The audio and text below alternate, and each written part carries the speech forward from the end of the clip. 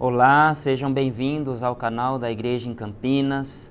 Você que está aí nos acessando pela primeira vez, você que ainda não é inscrito ainda, você pode estar se inscrevendo aí no canal para estar recebendo as notificações. Essa série é uma série de mensagens intitulada Os Mistérios do Reino dos Céus. E essa parte, especialmente essa mensagem, é a parte 2, as bem-aventuranças, né, da parte 2. Então, você pode estar ouvindo aí a primeira e também estar acompanhando aí na descrição do canal, né, tem várias séries que você pode estar ouvindo aí relacionadas à Palavra de Deus. Louvado seja o Senhor por isso. Eu vou estar iniciando aqui com uma oração. Senhor Jesus, muito obrigado, Senhor, pela Tua presença, obrigado pela Tua graça, pela Tua misericórdia. Ó Senhor Jesus, abençoa, Senhor, essa palavra, abençoa os ouvintes, abençoa também cada lar, cada família, Senhor, cada casa onde essa palavra vai estar entrando. Ó Senhor Jesus, também nós abrimos nosso coração, Senhor, nós confessamos que nós precisamos do Senhor, precisamos da Tua luz, ó, da Tua salvação. Louvado seja o Senhor. Então, como eu disse, essa é a parte 2 da mensagem As Bem-aventuranças. Na parte 1 nós vimos a questão do espírito, para que o nosso espírito foi criado. O homem ele foi criado com um espírito humano. Vimos ali algumas funções do nosso espírito. E agora nós vamos continuar aqui a partir do versículo 4 de Mateus 5, que diz assim. Mateus 5,4: Bem-aventurados os que choram, porque serão consolados. Então nós vemos aqui que chorar, principalmente chorar pela situação que nós vivemos hoje. É chorar pela condição, não só nossa, mas também pela condição das pessoas hoje. Né? Muitas pessoas choram por muitos motivos, mas aqui esse choro principalmente é a nossa situação hoje. Qual é a minha condição hoje? Qual é a minha situação hoje? Qual que é a minha condição espiritual como filho de Deus hoje? É uma situação de alegria, de regozijo, ou é uma situação assim de lamento, lamentável, né, de tristeza? Qual é a minha condição hoje? Então, nosso Senhor Jesus Cristo aqui, ele fala: bem-aventurados os que choram, porque serão consolados. Aqui em Romanos, capítulo 12, versículo 15, diz assim, Romanos 12, 15, fala assim: alegrai-vos com os que se alegram, e chorai com os que choram. Ó Senhor Jesus, então fala que nós precisamos nos alegrar com os que se alegram, mas precisamos chorar também com os que choram. Estamos vivendo um período assim difícil, né? Uma fase difícil, né? Parece que tudo está um caos, parece que as coisas estão ruindo tudo. Esse período assim de pandemia, muitos irmãos estão dormindo, estão partindo para estar com o Senhor. Muitos ali estão internados, outros estão com sintomas, estão em casa. É crise na saúde, é crise assim na parte das finanças, é crise na sociedade, assim, mas essa situação é uma situação realmente assim de choro, de tristeza. Mas o nosso Senhor Jesus Cristo, ele fala assim, ó, bem-aventurados os que choram, porque serão consolados. Então nós vemos aí que é uma promessa, né? Esse consolo. Em João, capítulo 11, olha só que interessante. O Evangelho de João, capítulo 11, versículo 35, diz assim, ó: Jesus chorou. Então nós vemos que o choro aqui não é um choro por qualquer coisa. Por que Jesus chorou? Esse choro aqui do nosso Senhor Jesus Cristo é um choro que ele é um choro, é como se fosse um choro interior, um choro interno, né? Aquele choro que vou escorrer lágrimas assim, aquele rio de lágrimas, aquele mar de lágrimas. Não é esse sentido. O choro aqui é um sentimento, é um choro interior, pela condição, pela situação. Quando você vê uma situação, quando você vê aquela condição daquela pessoa ou daquele irmão, ou nós mesmos, né? Quando olhamos para nós vem esse sentimento assim de choro. Então, por que Jesus chorou? É aquela situação, Lázaro estava já morto há 4 dias, estava cheirando mal, ali tinha fariseus, tinha judeus, tudo incrédulos, não criam no Senhor Jesus Cristo. Aí depois Marta veio falar com Jesus, Jesus aqui mostra, né, ali Jesus conversando com Marta, Marta fala, Senhor, se o Senhor estivesse aqui, meu irmão não teria morrido e tal. Aí Jesus falou para Marta que Jesus ia ser, Lázaro ia ser ressuscitado, né, aí ela falou, não, Senhor, eu sei que ele vai ser ressuscitado no dia da ressurreição. Então, por causa dessa situação, por conta dessa condição, Jesus chorou, né? A circunstância, a situação naquele momento ali. Então, causou profunda tristeza no nosso Senhor Jesus Cristo. Então, quando nós olhamos, né, para a condição de hoje, a situação de hoje, é uma situação de lamento. Lucas, capítulo 19, versículo 41, diz assim, ó. Quando ia chegando, vendo a cidade, chorou. Então Jesus, quando ia se aproximando de Jerusalém, que ele estava a caminho para Jerusalém, que ele ia sofrer muitas coisas, ele ia ser açoitado, ia ser injuriado, maltratado, né? Ia ser morto ali em Jerusalém. Então, quando ele ia chegando em Jerusalém, quando ele olha para a cidade, ele vê toda aquela situação, aquela condição que estava o povo naquele momento, né? O templo, tinha o comércio, né? Você vê a situação daquele momento, o que aconteceu? Jesus chorou. Então ele não chorou por qualquer coisa, ele chorou por causa da situação lamentável que estava o povo. E no versículo 42 ele diz assim, ó, e dizia, se conheceras por ti mesma ainda hoje o que é devido à paz, mas isso está agora oculto aos teus olhos. 43.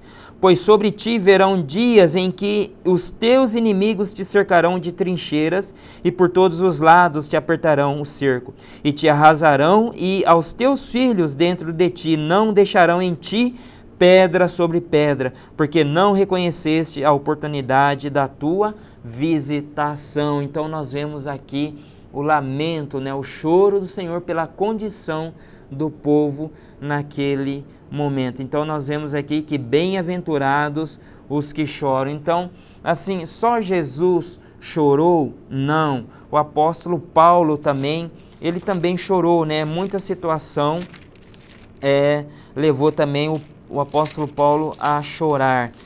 Em Atos capítulo 20, o versículo 19, diz assim, servindo ao Senhor com toda a humildade, lágrimas e provações, que pelas ciladas dos judeus me sobrevieram. Então ele servia o Senhor com lágrimas. Então isso significava também que não estava fácil, né, para o apóstolo Paulo a situação, a condição ali a qual ele servia, né, a situação do povo, né, das pessoas muito difícil. Versículo 31 diz assim, portanto vigiai, lembrando-vos de que por 3 anos, noite e dia, não cessei de admoestar com lágrimas a cada um. Então o apóstolo Paulo também ali com lágrimas, nós vemos ali o choro, mas nós podemos ver que bem-aventurados os que choram, porque, né, serão consolados. Então, louvado seja o Senhor, nós temos esse consolo. Então, nós podemos ver que o choro é pela condição, né, pela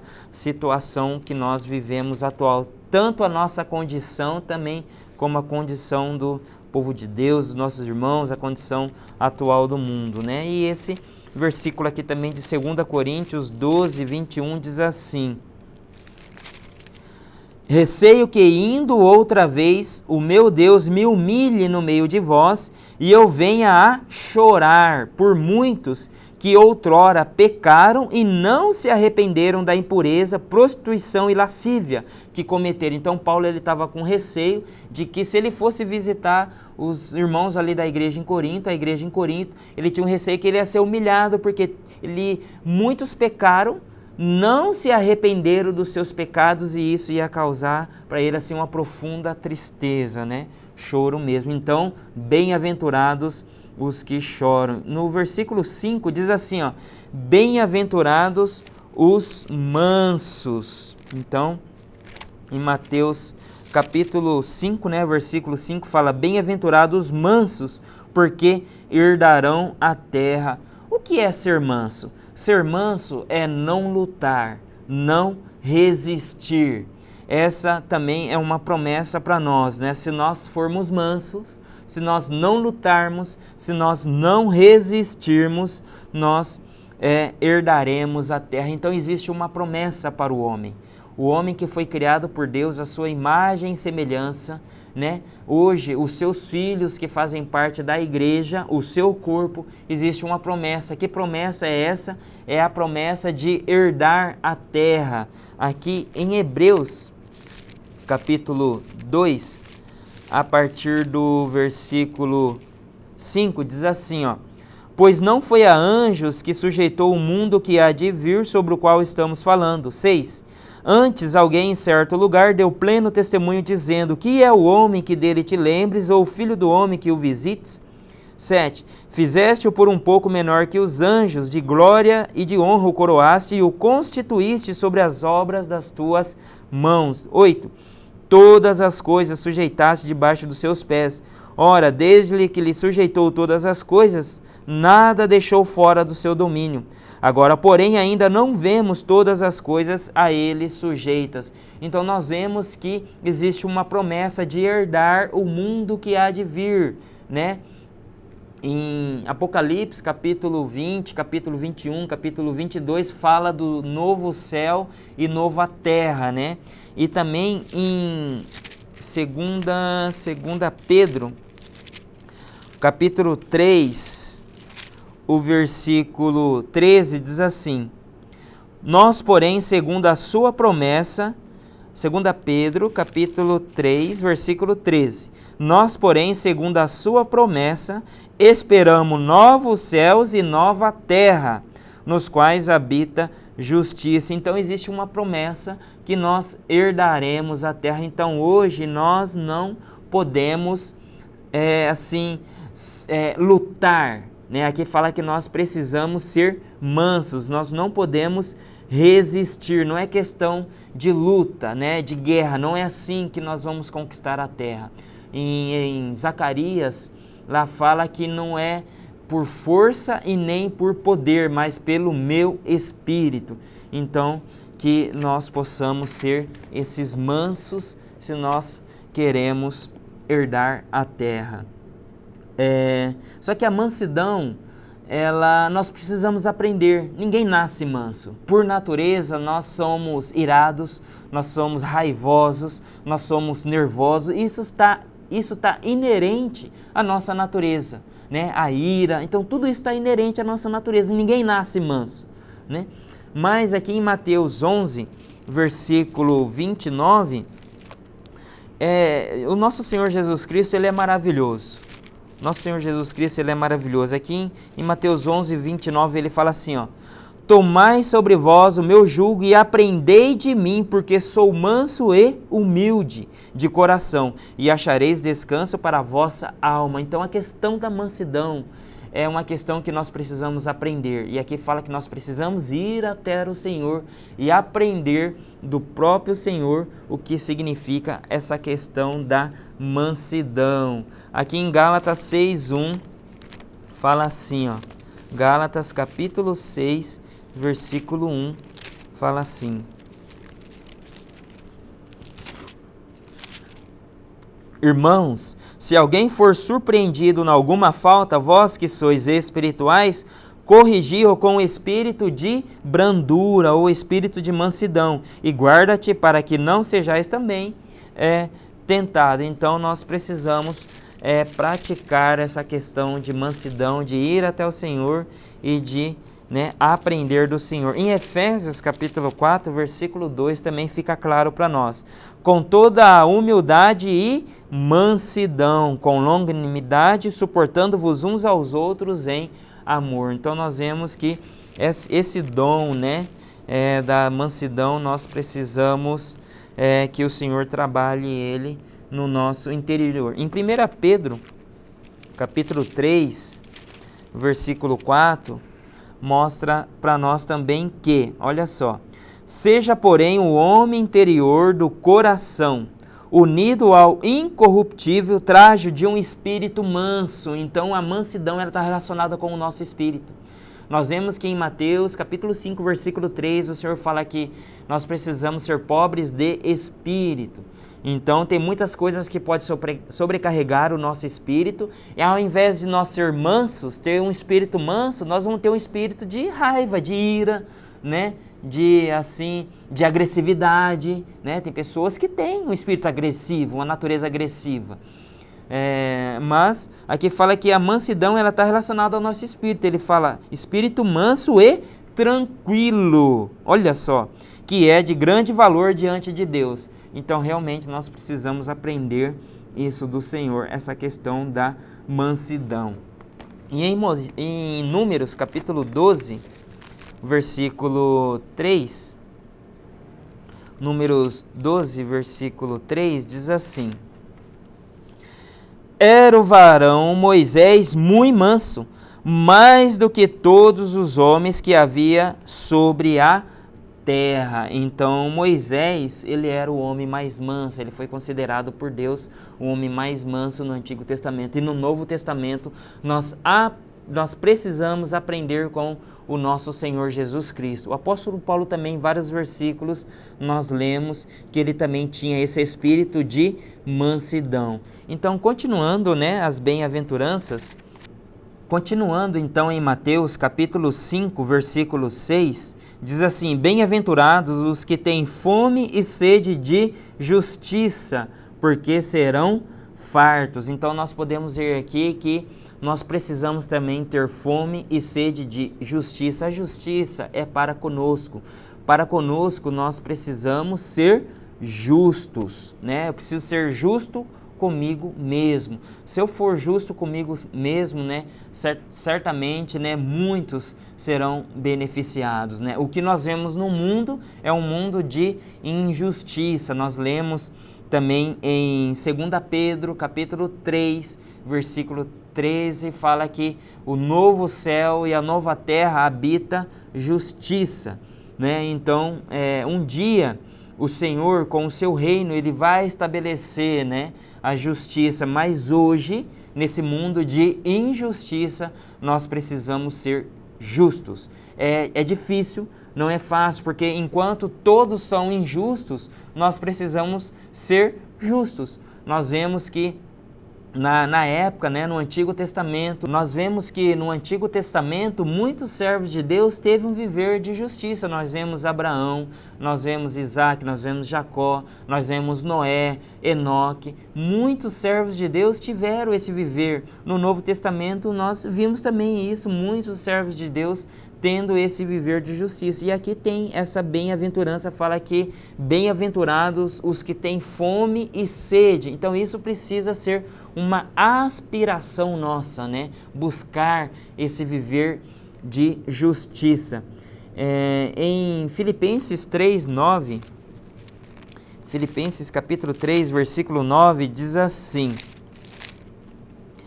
e ser achado nele, não tendo justiça própria, que procede de lei, senão a que é mediante a fé em Cristo, a justiça que procede de Deus, baseada na fé. Então, essa fome e sede de justiça não é uma fome e sede de justiça natural, minha, né, própria, não. É fome e sede de justiça de Deus, a que procede de Deus. Adão e Eva, quando pecaram, o que eles fizeram? Eles fizeram para si uma cinta, né, uma vestimenta de folhas de figueira, ou seja, eles buscaram a justiça própria deles, mas não é essa justiça. A justiça que nós precisamos ter fome e sede é a justiça de Deus, é a que vem de Deus. Continuando aqui ainda, em 1 Coríntios 1, 30, diz assim: mas vós sois dele em Cristo Jesus, o qual se nos tornou da parte de Deus sabedoria e justiça e santificação e redenção. Então, o nosso Senhor Jesus Cristo, ele se tornou da parte de Deus a nossa justiça. 2 Coríntios 5, versículo 21, também fica claro para nós esse ponto. Fala assim, ó: aquele que não conheceu o pecado, ele o fez pecado por nós, para que nele fôssemos feitos justiça de Deus. Então hoje em Cristo nós somos justos, nós fomos feitos justiça de Deus. Mateus 6:33 fala que nós precisamos ter essa busca também. Mateus 6:33 diz assim, ó: buscai, pois, em primeiro lugar o seu reino e a sua justiça, e todas estas coisas vos serão acrescentadas. Então, realmente, nós precisamos buscar a justiça, ser justos para conosco mesmo. Voltando então para Mateus capítulo 5, versículo 7, prosseguindo aqui nas bem-aventuranças, fala assim, ó: bem-aventurados os misericordiosos, porque alcançarão misericórdia. Irmãos, nós precisamos ter misericórdia dos outros. Nós precisamos ter misericórdia das pessoas. A justiça é para comigo mesmo, mas a misericórdia é para com os outros. Então nós precisamos aprender a ser misericordiosos, porque um dia, irmãos, nós vamos precisar de misericórdia. Então, se eu não tiver misericórdia hoje dos outros, se eu não tiver misericórdia das pessoas, o dia que eu precisar de misericórdia, como vai ser? O que será de mim? Então nós precisamos ser misericordiosos, né? Ele fala assim, ó: bem-aventurados os misericordiosos, porque alcançarão. Então, se um dia eu quero alcançar a misericórdia, se um dia eu quero ter misericórdia, hoje eu preciso ter misericórdia dos outros. Eu preciso ter misericórdia das pessoas. Tem 2 versículos aqui que fica claro para nós. 2 Timóteo capítulo 1, versículo 16, diz assim, ó, 2 Timóteo, capítulo 1, versículo 16, conceda o Senhor misericórdia à casa de Onesíforo, porque muitas vezes me deu ânimo e nunca se envergonhou das minhas algemas. O versículo 18 fala assim: o Senhor lhe conceda naquele dia achar misericórdia da parte do Senhor, e tu sabes melhor do que eu quantos serviços me prestou ele em Éfeso. Então Paulo faz uma oração para que o Senhor conceda misericórdia à casa de Onesíforo. Por quê? Porque naqueles dias Onesíforo e toda a sua casa, a sua família, eles tiveram muita misericórdia do apóstolo Paulo. Então Paulo falou: Onesíforo, pode ter certeza que naquele dia você vai alcançar misericórdia da parte de Deus. Por quê? Porque hoje você teve muita misericórdia para comigo. Ainda em Tiago 2:12, capítulo 2:12 diz assim, de Tiago: falai de tal maneira e de tal maneira procedei, como aqueles que hão de ser julgados pela lei da liberdade. 13. Porque o juízo é sem misericórdia para com aquele que não usou de misericórdia. A misericórdia triunfa sobre o juízo. Então, se eu tiver misericórdia hoje, naquele dia, o nosso Senhor Jesus Cristo, no dia do juízo, Ele vai ter misericórdia de mim. Agora, se eu não tiver misericórdia hoje das pessoas, se eu não tiver misericórdia que seja da minha esposa, dos meus filhos, do meu patrão, ou seja, empregada, seja quem for, se eu não tiver misericórdia hoje, naquele dia, não vai ter misericórdia. Deus não vai ter misericórdia para comigo. Louvado seja o Senhor por essa palavra.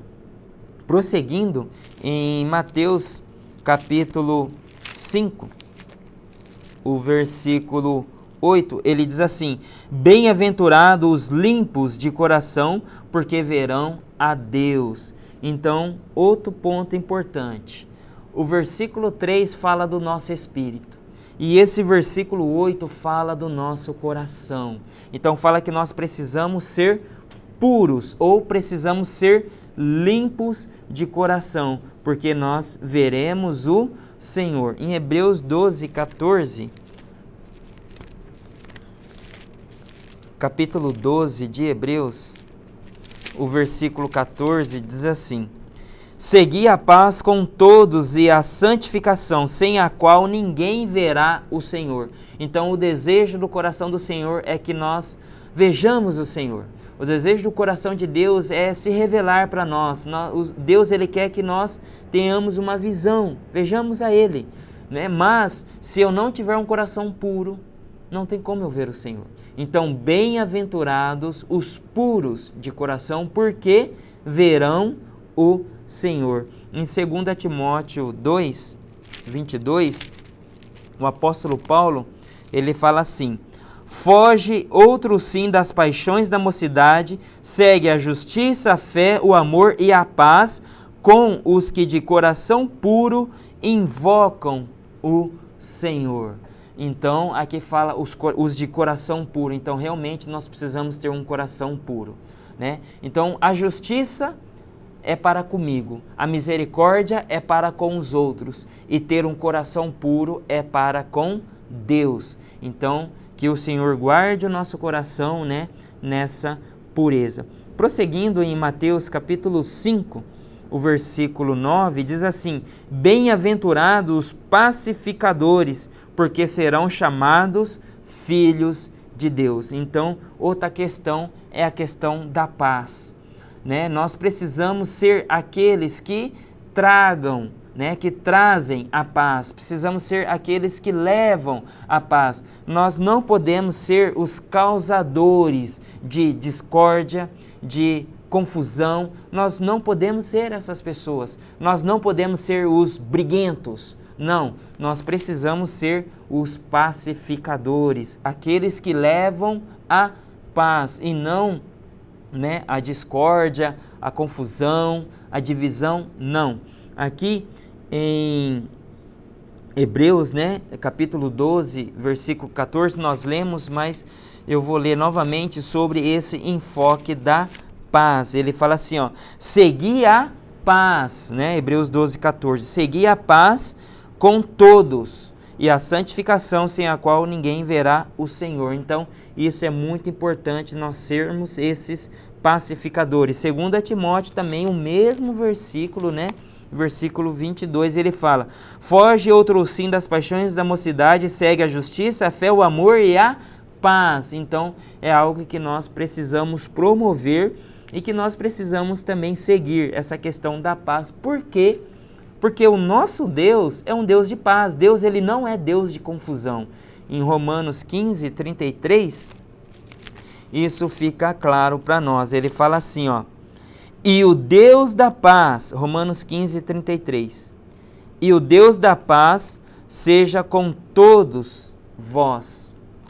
Em Romanos 12, 18, diz assim: se possível, quanto depender de vós, tende paz com todos os homens. Então, no 19 ele continua: não vos vingueis a vós mesmos, amados, mas dai lugar à ira, porque está escrito: a mim pertence a vingança, eu é que retribuirei, diz o Senhor. Pelo contrário, se o teu inimigo tiver fome, dá-lhe de comer, se tiver sede, dá-lhe de beber, porque fazendo isto amontoarás brasas vivas sobre a sua cabeça.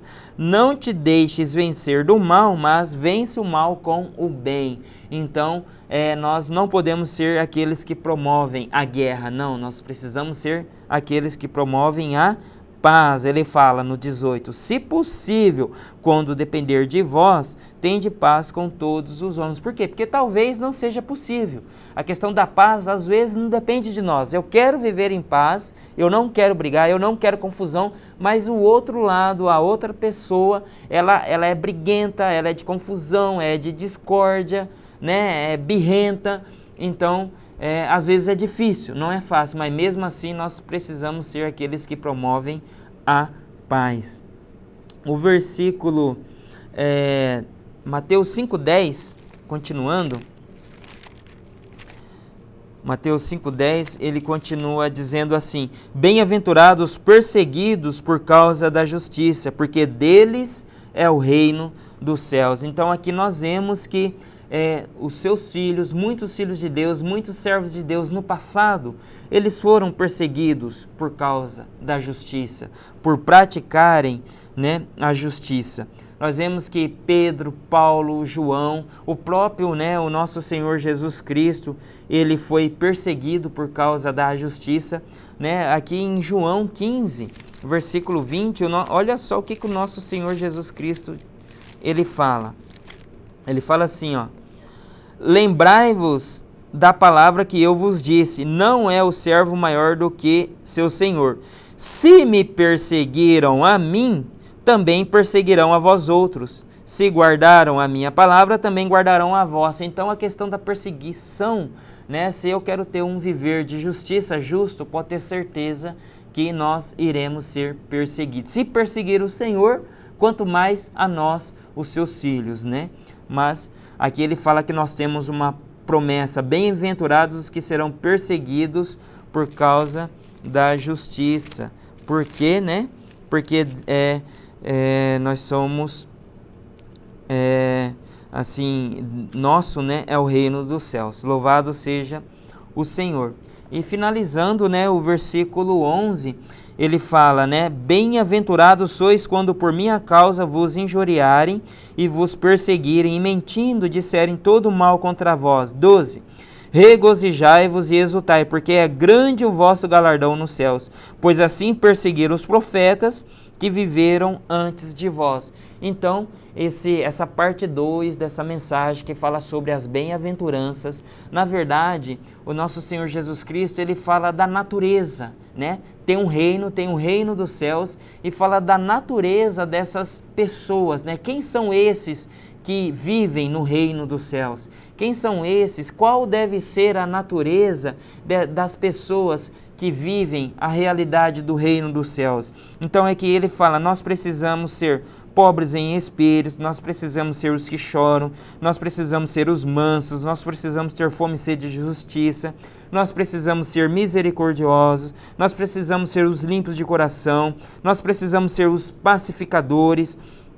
Nós vamos ser perseguidos, né, por causa da justiça, nós vamos ser assim injuriados, né, mas no final ele fala assim, nós precisamos nos alegrar, né, porque grande é o nosso galardão. Louvado seja o Senhor.